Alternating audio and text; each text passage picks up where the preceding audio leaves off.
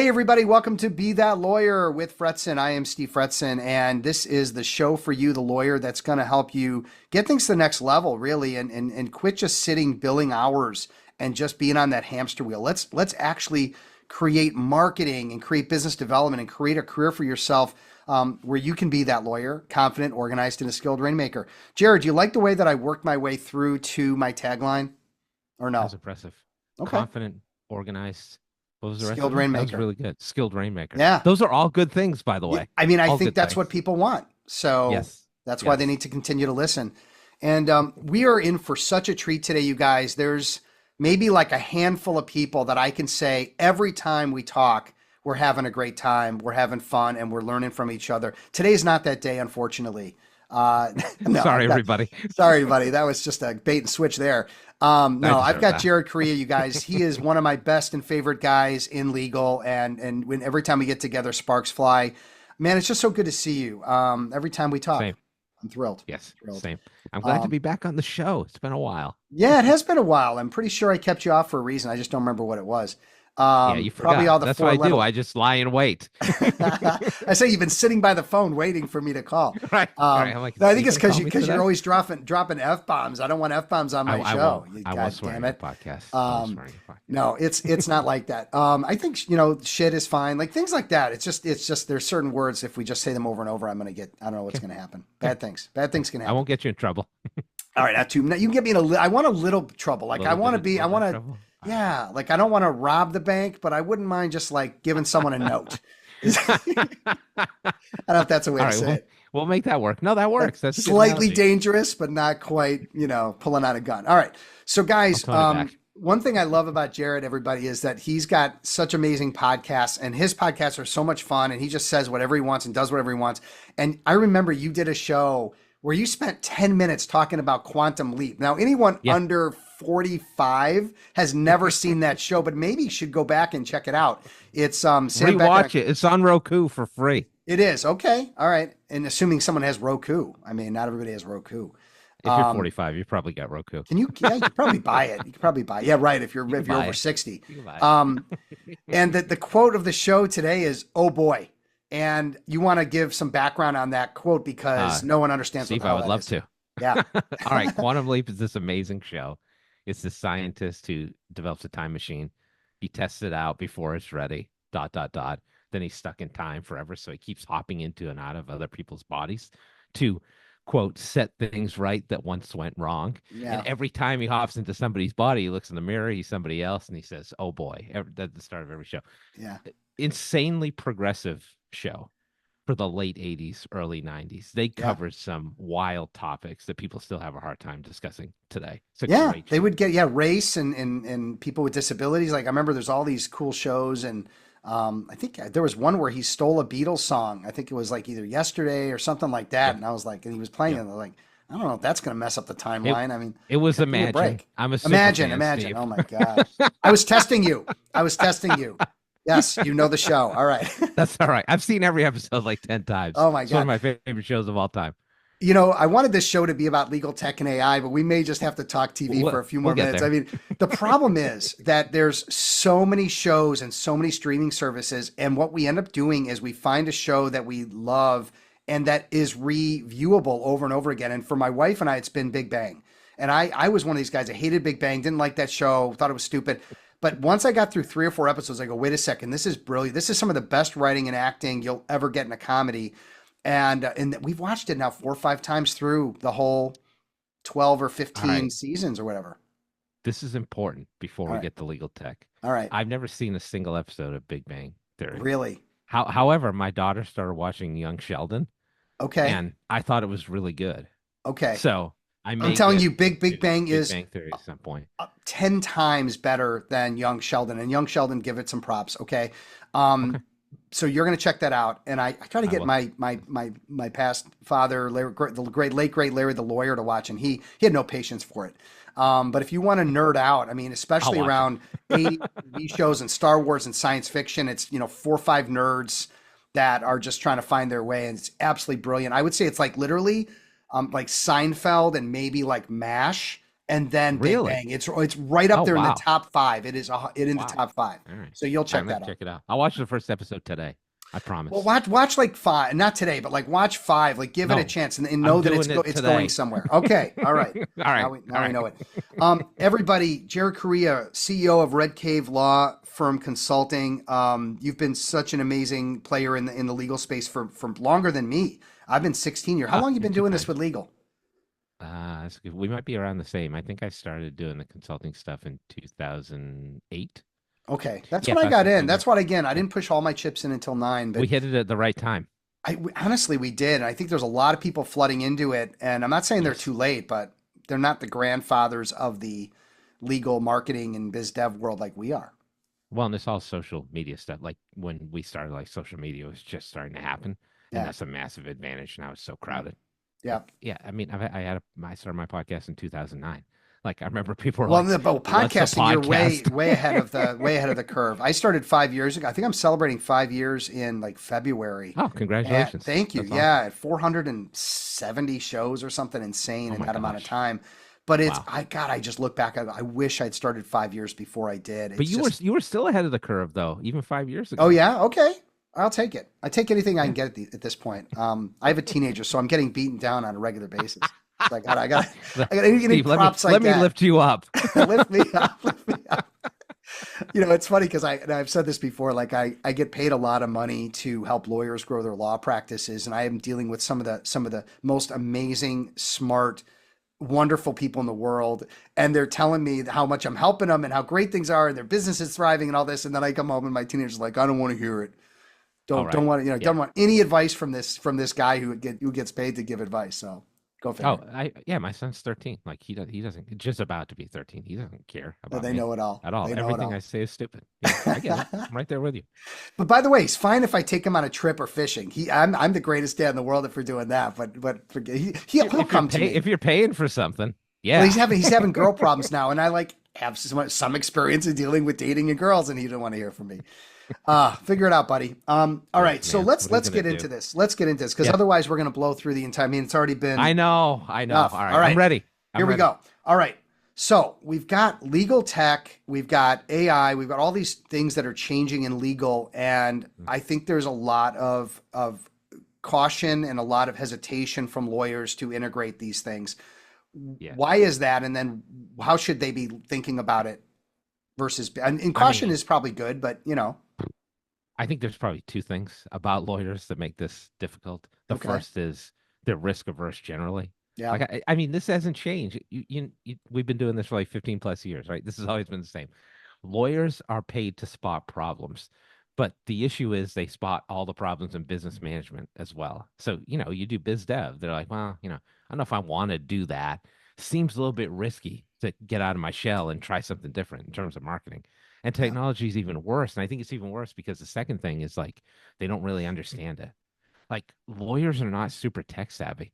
And I will tell you, like, even some of the younger lawyers I talk to, a lot of the younger lawyers I talk to, they may be on social media and they may be playing video games, but they don't know how technology works in the construct of business. And there's still a barrier as far as that's concerned. Yeah. Now, what's great is that they're more willing, I found, to learn about this stuff and try different things, but there's still that barrier.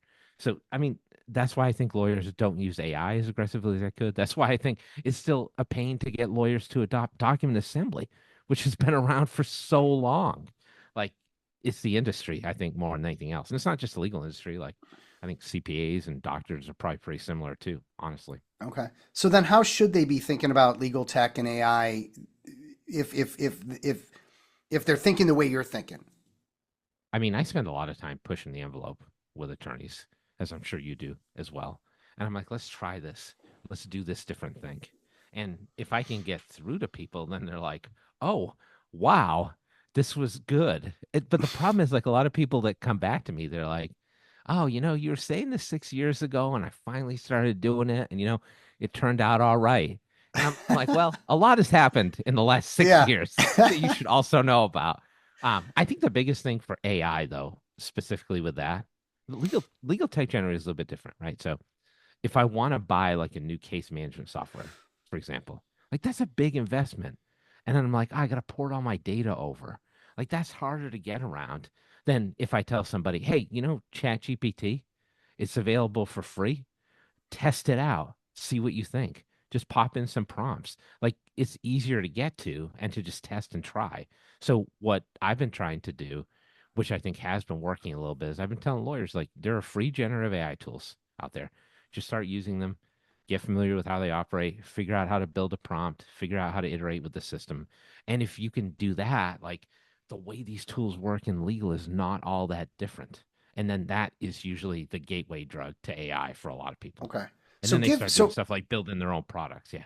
right. So Jared, give an example of a prompt that you either have done or that you have worked with an attorney on. What were you trying to accomplish? What were the prompts? What was the result? And what did you actually, what's the output? Let me give you two quick ones because I Okay. think this is how a lot of people start in this is like they use it for something in their everyday life. So I got in trouble for this. I hope my wife is not listening to this She's not listening podcast. to this show. But okay, good, good. My daughter had a science fair project Yeah. a couple weeks ago, and she's like, I need three things that roots of trees provide to the environment. And I'm like, oh, Chat GPT. There So you I'm go. like, three Answer a things that question. roots from yeah. And then the other thing I said, which lawyers have been getting in a little bit of trouble with, is I said, okay, give me your sources. What are your three sources? So we basically like got the answer from Chat GPT, put it on the science fair thing, but we vetted our response, which was helpful. Okay, so one example that a lawyer could use AI for, there are many. Let's say you want a case summary, for example. You don't have to worry about hallucinations. You know the case. You put the entire case into ChatGPT. You say, hey, summarize this case for me in 2 paragraphs. And that's one use case you could do tomorrow, right? Yeah. Yeah. I've seen people say also like, hey, summarize this legal concept so that I could explain it to someone with an eighth grade education level, Mm, right? yeah. And so that could be like the rule against perpetuities. Maybe you're an estate planning attorney and you have no idea how to explain that to one of your clients if it comes up. Well, now you've got a real world answer to what that looks like. And if you get a response from the AI, you can then also say, hey, like change the tone, make it more aggressive, make it less aggressive, add bullet points, like that type of thing. Yeah. Those are two use cases off the top of my head of like dozens that Yeah. you could try. For me, pushing the envelope with my clients is, can I get them to post on LinkedIn? Can I get them to like just write something or do a quick video or something? And I explain to Right, them, I go, right. do do 10 things, like 10 problems that people come to you. Let's say estate planning. So 10 reasons people need an estate plan. Okay. That's a great example of, you could put that into ChatGPT. Right. You get 10 responses. Each of them can be blown out, and you could say, create a LinkedIn post around this sentence, about, reasons why people need estate plans. And it could literally give you 10 posts. Now you've got Mhm. 10 weeks of posts. It took you what? Instantaneously. Five minutes or less? Yeah. Yeah. It's You going to know? take you more time to find the data or add the prompt than it will for AI to generate an answer for you. Yeah. That's how Yeah. quick it is. Yeah. I'll do you one better. I got a guy I know who's sold a couple products into the legal space, who's actually on the Real Housewives of Miami, Okay. believe it or not. And he built this AI tool, which is basically like a biz dev manager for Mm, law firms. So what it really? does is you plug in your client information, it searches the web for information about your clients, and it can automatically post things on social media. It can automatically send gifts to your clients. He was telling me he's got a firm in Toronto that they've set up, and basically, if one of their startup clients raises more than $1 million, the AI system automatically reaches out to them and says, "Hey, why don't you use our box at the Maple Leafs game for November 23rd?" And like Wow. no human needs to intervene at all. Now, the interesting thing about this is this can all be automated. Like you don't need a human in the middle of this process.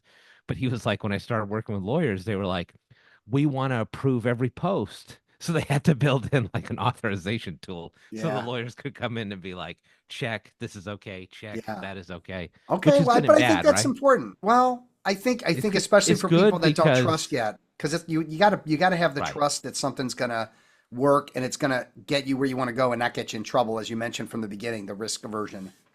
But this is like lawyers in a nutshell because they'll have that and then they'll be like, I'm too busy to check it. And then they're So it just paying for the piles up, and software that they never use. no one's getting the box at the Maple Leafs game Right, because right. It's nobody's empty checked every the game. box. Yeah, nice, nice. Um, All right, so we've got some value in the AI. Um, how are law firms then able to get over that hump and actually use it successfully in helping them save time on their work? And do they want to save time? Oh man, that's a loaded Ah, question. totally loaded. Can, Yeah, can we like a do baked that potato. first? Do they want to save time? Yeah, Um, hit it. Because so basically, like the ethics opinions are kind of out now. I think you have like 13, 14 jurisdictions that either have ethics opinions or ethics guidance on AI. And they basically said that you can't charge back the cost of AI software to your clients, which I thought was coming. Like that's viewed as law firm overhead. And then the other thing they've said is you basically can't make up hours. Like if with AI, Yeah, it takes you 1 hour to do something you did for 5 hours, like you can't charge 5 hours to the right, client, right. which seems rather obvious to me, but here we are. So But the it might be answer a plug for more flat fee billing, right? Because it's not about how long it takes; it's about efficiency and you know. value, yeah, I think I I saw a mean, you hit video the of a nail guy on who the was head. like coming up with taglines and he's asking, let's just make up a number and say he's charging $100,000 to come up with a tagline, and it's like, do Yeah, you care if I come up with it in 5 minutes or five years? Like you want it done efficiently or whatever, pay the money and as long as you get the result, who yeah, cares? as long as it's good.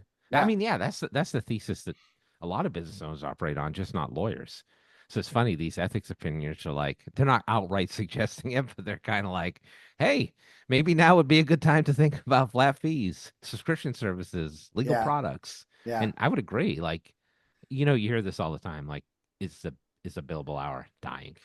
And I always say, God, I hope so. But I've seen people say that so many times, and it's never But it's actually gone not. anywhere. It's not. But I think there's Yeah. also a lot of lawyers that would like to take the low level work and delegate it to someone or to an AI and focus on the stuff and get paid for Yeah. the brain work.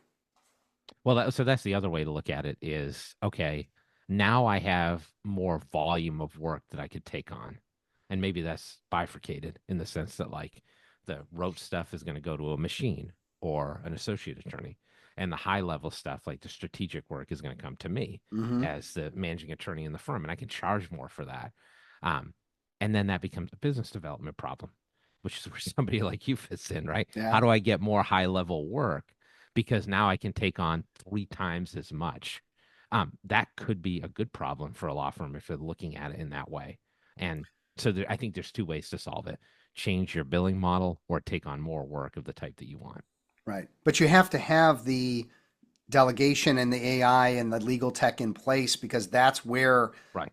that's where the time management benefits you.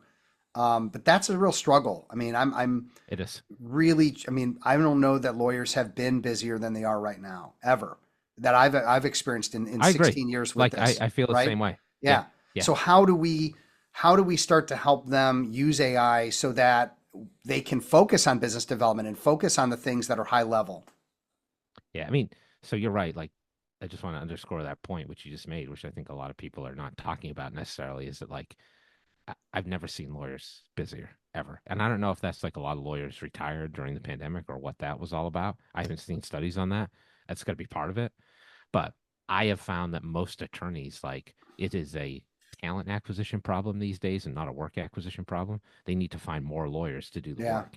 And the other way to look at that is to say, hey, maybe we need more technology to do the work and we can deploy that. So how are firms using AI?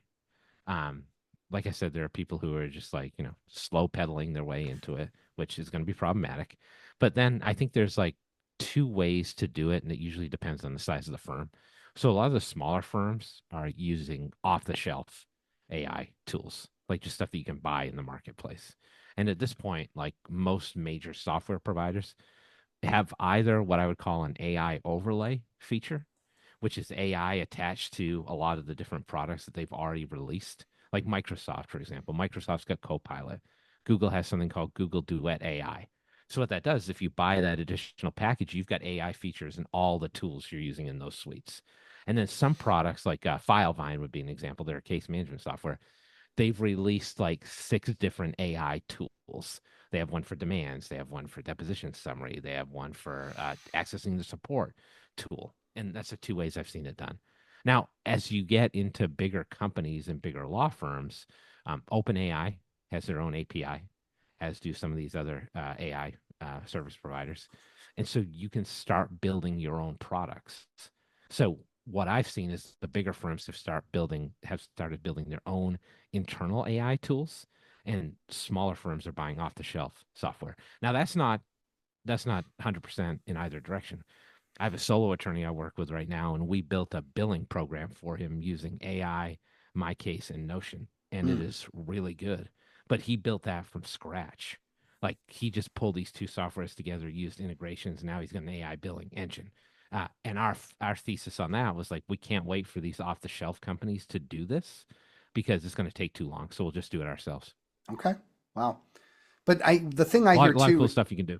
yeah, but the problem that I'm hearing, I've got lawyers at mid-market and big firms, and they've Mhm. got IT teams, they've got structure, Right. right? So like the idea that they're going to bring in Structure. It's the even, worst. but check this out, even something as simple as an auto scheduler, which we know will save people a tremendous amount of time on getting appointments with clients, getting appointments with prospects, networking, whatever.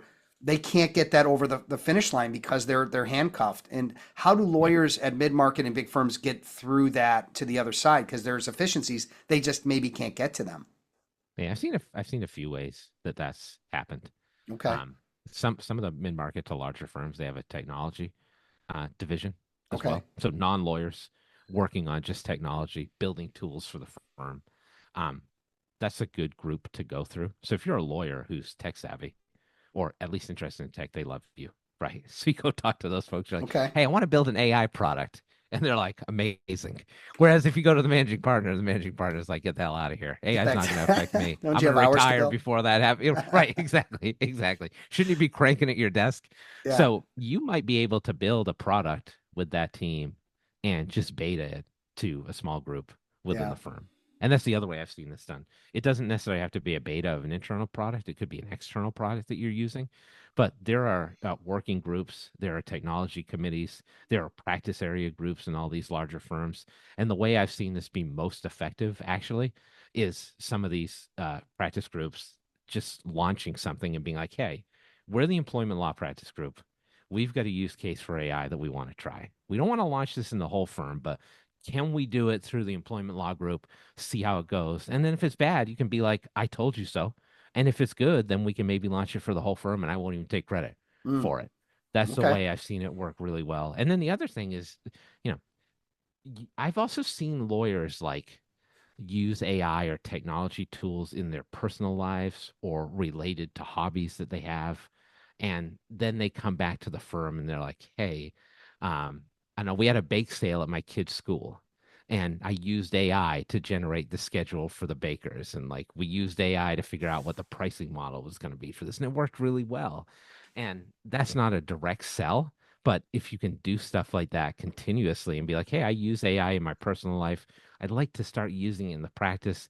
Here's a win I've had. Like I've seen that work as well. And ideally, it's a combination of all those things if you can Okay. do it. Okay. And with the few minutes we have left, I would love to Yeah. hear what you are recommending for lawyers. And obviously the show's about growth and business development and being that lawyer and all that. So I think if Yeah. you can, keep things that are gonna, make them money, save them time, help them Mhm. with marketing. What are some of the legal tech tools that you are either that are new or that you're recommending on a pretty regular basis? Okay. I really like this task management product called Task Aid. It is AI based task management. And Okay. so workflows are a great use case for AI. Whether it's a case workflow, like how do we work through this specific case, or whether it's an administrative workflow. If we're talking about saving time, like if you're a process oriented law firm, you're going to save time. So if the idea that we talked about before is like, okay, I'm going to bill hourly. I want to increase my volume.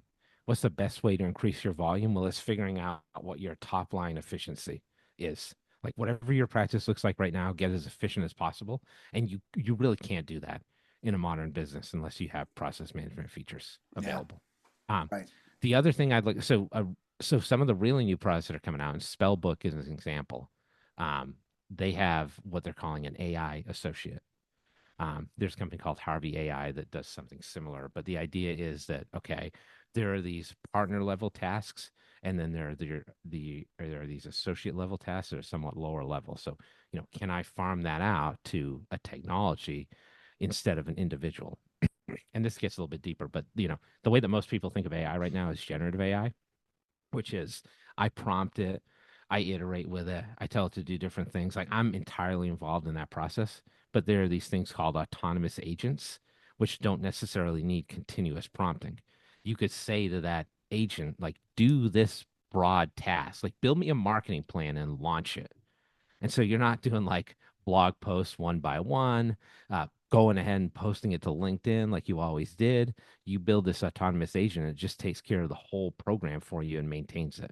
Like there are companies right now that have launched like early versions of that for law firm associates, law firm assistants, and you could look for something like that. So when I talk to people about how do you get more efficient, I say, okay, let's look at the team you have right now and let's get the people as efficient as possible. And then let's also look and see what technology you can use to get more efficient as well. Yeah. Um, and then the other thing I was like, the lowest hanging fruit here, I think, by the way, is productivity software. So a lot of lawyers have case management softwares, a lot don't. And I mentioned this before, but both Microsoft and Google, which are the only productivity softwares that law firms use. So I'm talking about email, calendar, document storage, VoIP, Teams. Um, they all have these AI overlays for a relatively inexpensive amount of money. I think it's $30 a month for both. Okay. If I got Microsoft Copilot, if I got Google Duet AI, I can do things like write a sentence and have it generate an entire PowerPoint for me if I'm a biz dev person. Yeah. Like, how long does it take you to do that right now? Or you're giving that to your assistant and they're not able to do other things like billable work potentially. Yeah. So those are three off the top of my head that I Yeah. would be looking out for. Those are three good ones and a great way to wrap up the show, everybody. I mean, so much value outside of the TV talk from earlier. So much value in That was still my favorite part. me too. Me too. I'm being honest. No, but this is an area that lawyers, as you know, struggle in, and they're just overwhelmed. And like I did a post this morning about how frustrating it is to have 500, 1,000 unopened emails, and how difficult it Oh is to yeah. be a lawyer knowing you've got another 300 coming in today. You got 1,000 you haven't dealt with, and whether it's AI delegation, just figuring out a strategy to get. I mean, that these are the kinds of things that I think people are coming to the show for. So I Can I think, throw one more at you? yeah, Well, yeah, because you said email I did. management. I would love that. Um, Take a look at Front if you haven't. Front is basically a ticketing system so that you can manage your email without having to and pass along assignments to other people Okay. without having to share your inbox with your secretary or your paralegal, which is a dangerous thing to do. So is it like when something pops up, you sort of like give it a title or a name, and then it automatically moving forward knows that that's got to go to someone else, or You that could that's do it that way, or you could okay. assign individual emails to people. So big Okay. like software companies, they use these ticketing systems. Hmm. Anytime a support request comes in, and there's a software product called Zendesk, which helps a lot of these companies to manage that, which is more expensive. But Front is like like a smaller business version of Okay. that, and it basically is like a support slash ticketing tool for email. But a lot of Yeah. attorneys use it to assign to staff. Okay. I love it. Wow. All right. Well, that's a great way to wrap up the show. And then let's move to our game sheet. So you and I were talking about, how the politics have changed and how just how Oh horrible it yes, is. I'm committing that I'm going to like stay away from like news for a while and just focus on me and focus on my family same and stuff like same man. that. Right. And so podcasts, like I've deleted 5 or 6 basically like politically charged podcasts that I was Right, listening to regularly that were right. really intelligent and important, but I'm taking a break. So You're like, what's your next? game, so yeah, so I need some entertainment that isn't necessarily political. So game changing podcast is called The Rest is History Podcast. So what is that? I love this show. I'm a big history guy. Like how if I like I do business consulting, I do software, but like if I had my pick of jobs, I would love to Yeah. be like a history professor. That'd be Okay. amazing. I could see So it's that. these Well, I want to be in that class. it's these two British dudes, and they discuss like all kinds of like history topics across all different eras, all the way from like ancient times to like they're doing a series right now on like 1968 in America. Yeah. And it's a history podcast and it's extremely thorough, but it's also like really funny. These dudes are like hilarious, Okay. and it's actually it's actually one of the most popular podcasts in the world, Really? believe it or And I've not. never even heard And of it. And I'm gonna, as soon as we hang up, I've got a client meeting, but then right oh, after that, I'm gonna check they that have some out. great episodes. Yeah, and they actually just I think they are currently on a tour, the two hosts of North Okay. I America, love and that, they're that people doing can like do a these pod. theater So when are, shows. let's, you and I go on a tour. We're going to Oh, travel I'm around the working on country it. and we're going to just get up on stage and do our podcast together. How cool would I'm that be? working I on would it. do, Don't you I'm worry. totally up on board with that. Getting up on stage and Gonna happen. presenting, I would still do it, but like that's not as much fun as this, like on a stage, just talking, about whatever we want to talk about and maybe I some agree. lawyer stuff, maybe. I agree. Um, Yeah. Jared, if people want to get in touch with you, what's the best way for them to reach you? They want to, what are your podcasts like? Share a little bit, and we've just got a Oh, minute sure. left. Yeah, you can go to my website, redcavelegal.com. You can just email me to Jared at Okay. redcavelegal.com. And then I've got the Legal Toolkit podcast on Legal Yep. Talk Network and Yep. some new podcast stuff coming up soon. Watch out for that. Yeah. Awesome. And let's I'm just also gonna take a tease that moment. one. What was that? I'm just gonna tease that one. Tease that Leave it one out. there. There you go. And I want to thank our podcast sponsors. We've got Law Her with my friend Sonia Palmer kicking ass for women and making sure they're getting ahead. And of course, Rankings.io, great marketing company, bringing in Yep. leads, and Chris out there hustling. Thank you so much, man. This is a blast. Every time we Have get fun. together on Thank the you. podcast or off, I'm always inside and out. I'm smiling. So that's the key, right? Yeah, this is amazing. Thank So you. thanks, brother. All right, and thank you everybody for hanging out with Jared and I. Hopefully you had some fun today and got some real good legal tech tips and AI tips that I know are going to stick out and take action on this stuff. That's what this is all about. When you're being that lawyer, confident, organized, and a skilled rainmaker. Take care, everybody. Be safe, be well. We will talk again soon.